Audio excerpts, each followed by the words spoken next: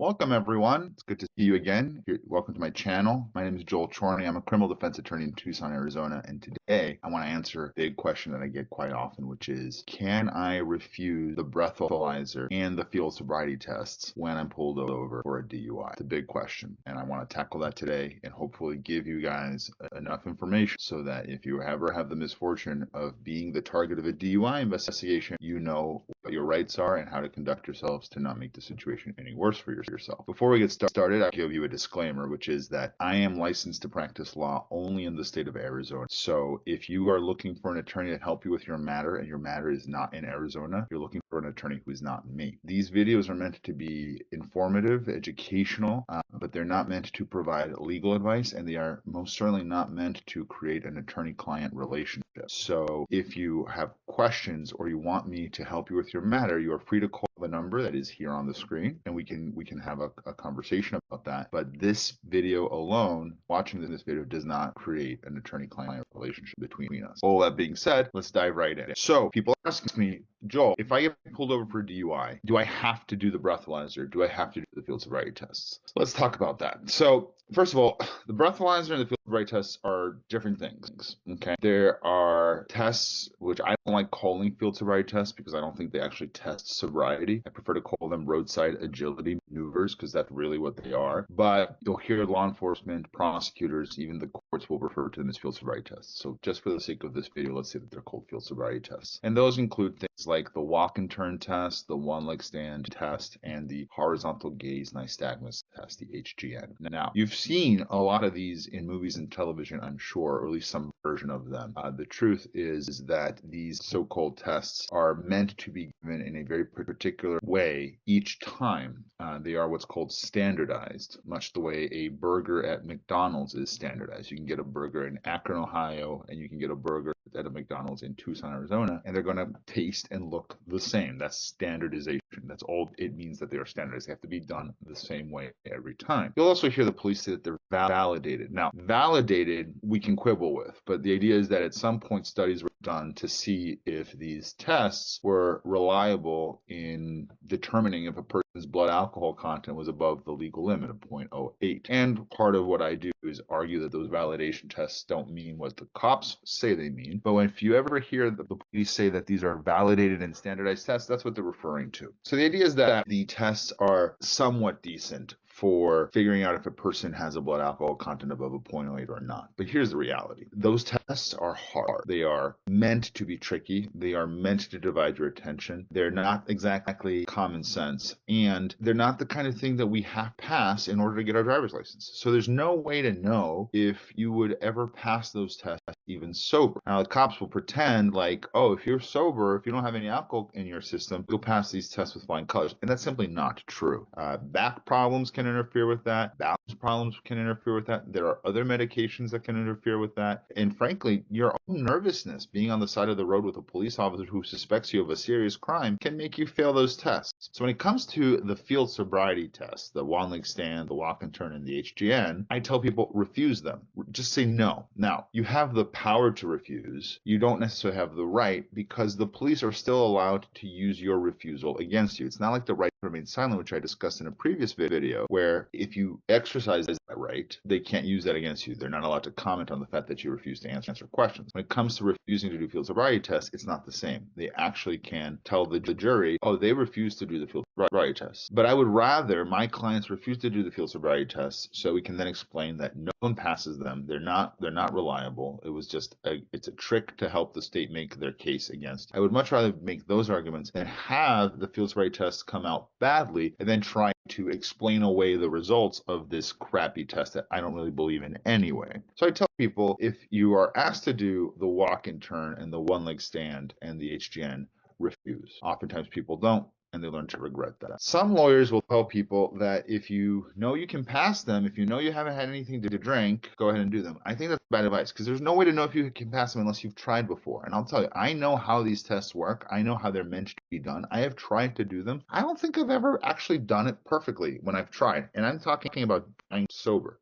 So if I were ever in a situation where I was pulled over and suspected of a DUI and asked to do the field sobriety test, I would say no. I would flat out say no. I think that they're demeaning. I think that they don't do what they're meant to do. And frankly, I'm not going to help the state make a case against me. So the bottom line is when it comes to the field sobriety tests, yes, refuse them. You don't have to give any explanation for why you're refusing them. If the cop starts asking you why aren't you going to do them, you don't have to say anything. You have the right to remain silent. And that ties back to my previous videos. You should not be answering questions from the police. If they ask you, had anything to drink tonight? You'll say, officer, I'm not answering any of your questions without my attorney present. And then this questioning stops. And they're not allowed to use your refusal to answer those questions against you. So you have to shut things down as well as you can. Now, when it comes to the breathalyzer, things are a little bit trickier. The breathalyzer, there are two kinds of breathalyzers. You'll hear people refer to a breathalyzer, but there's really two different things that could be referring to. There is a non-evidentiary breathalyzer, what here in Arizona we call a PBT, or a preliminary breath test,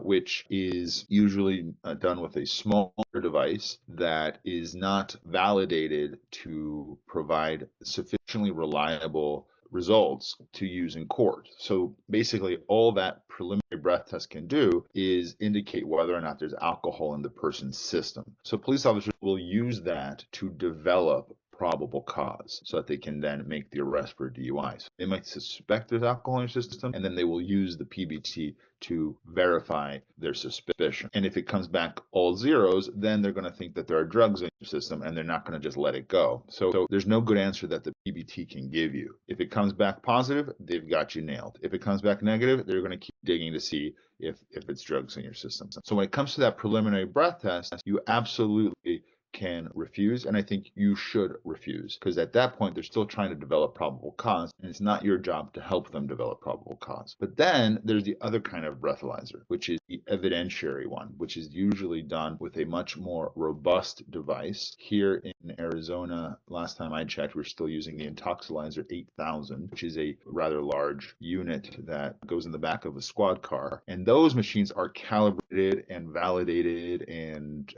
checked regularly, as is required by the statutes here in Arizona. And so the results of that machine are admissible in court. So that number is the number that they're actually aiming for. But they're not actually allowed to have you blow into that machine before they've arrested you for a DUI. So if they're asking you to blow into that kind of a machine for the evidentiary breath test, the game is up. They've already made their mind up that they're arresting you for a DUI. They've already arrested you for a DUI. At that point, the situation has changed quite a bit. Now, in Arizona, we have something called implied consent, or admin per se. Basically, when you agree to be a motorist in the state of Arizona, by the sheer fact that you are driving in Arizona, you have already implicitly consented to a chemical test if you are arrested for a DUI. What that means is that here in Arizona, we have legislated away a person's right to not submit to a chemical test. In other words, if you refuse to submit to a chemical test after the police officer has already arrested you for a DUI, meaning that they've developed probable cause and made that move, the state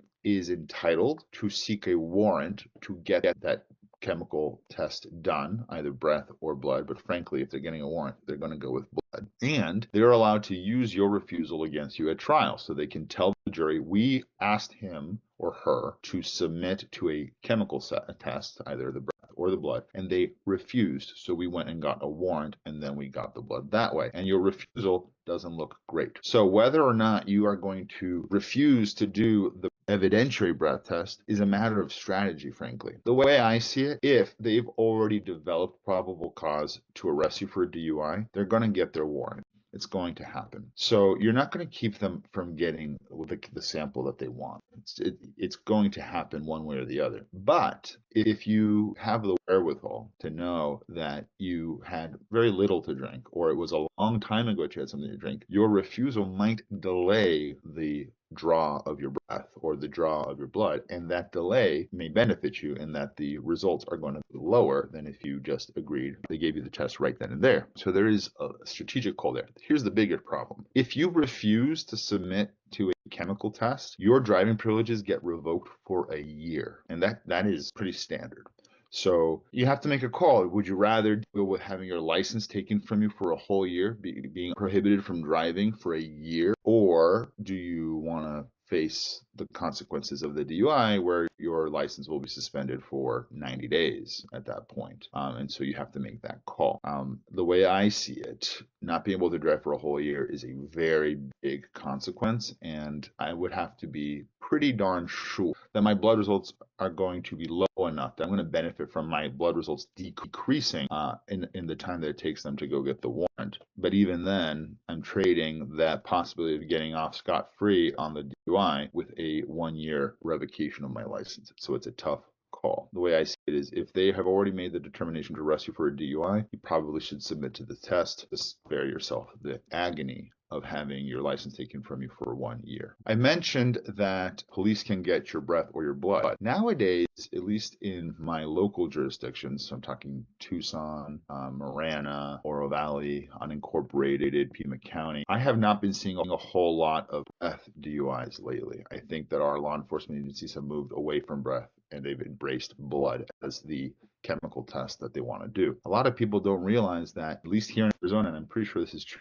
in every state, but I can only speak for Arizona, the police are allowed to draw your blood themselves on the side of the road. So people have this wrong idea that when the police say we want to get a blood sample from you, that means that you're going to go to the hospital and a medical professional is going to draw your blood the way that it's done when you go to get your lab work done every year. And it's simply not the case. Sometimes that happens, but more often than not, they call another police officer who has gone through some number of hours of training at the community college to do blood draws, and they will take your blood right there on the side of the road. And when I tell people that, they're often shocked, as they should be. It is shocking that we allow law enforcement officers to do this to people, but it's the way it is. So be aware of that the way our system is set up for DUIs, it is quite dehumanizing. It is not consistent with our notions of freedom and fairness. And that's something that's going on out there. And those blood samples, they will then sit in the back of a car for however long it takes the officer to get back to the station to put them into the evidence locker. And they might stay in the evidence locker, which is refrigerated, for weeks before they're actually taken out and tested. And meanwhile, you're dealing with these DUI charges and you're waiting for the blood results to come back. I just wanted to share that with you so that you're aware that when they're talking about a blood draw, that's what they're talking about. Back to the question, should you refuse the field sobriety test? Should you refuse the chemical test? You should be aware that your refusal to do these things is going to be viewed very negatively by the prosecution and by judges. The prosecutors are the ones who decide whether or not to charge you. So your refusal, the fact that it can be used against you, they will use it against you to decide to charge you. But frankly, the results of your field sobriety tests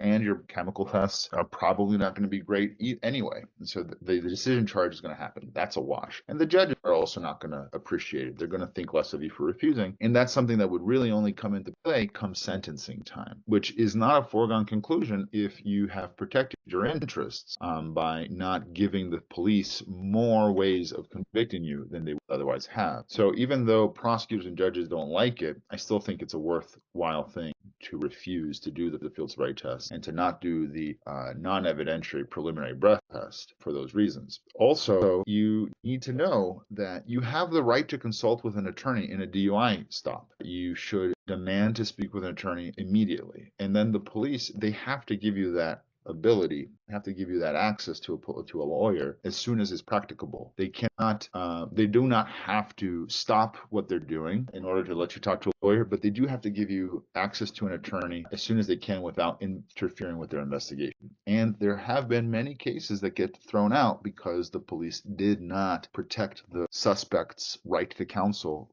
sufficiently. So you should definitely try to speak with an attorney. It is best to have the attorney's phone number memorized. Yes, they'll usually will give you access to your phone, and so if you have a number for a lawyer saved in your phone, you should be able to call it that way. And sometimes they'll give you a phone book, or they might provide you with a phone number if you ask them to look one up. But you don't want to be at the mercy of the police to actually help you do what you need to do with the lawyer. Now, frankly, I've received phone calls from people who have been pulled over for a DUI. They're sitting in the squad car, and I'm telling them what I'm telling you, which is don't submit the test, although by that point they probably usually have. And I tell them, look, it's your call if you want to submit to the blood test or not. We talk about that for a while, but it is ultimately the person's call. I cannot make the police just let the person go at that point. But again, the delay in the chemical test could be beneficial. So instead of just flat out refusing, you can ask to speak with a lawyer before you consent, and they have to let you do that. And hopefully you can reach a lawyer who can talk to you for a little while and help you figure out what you want to do. So that is also very important.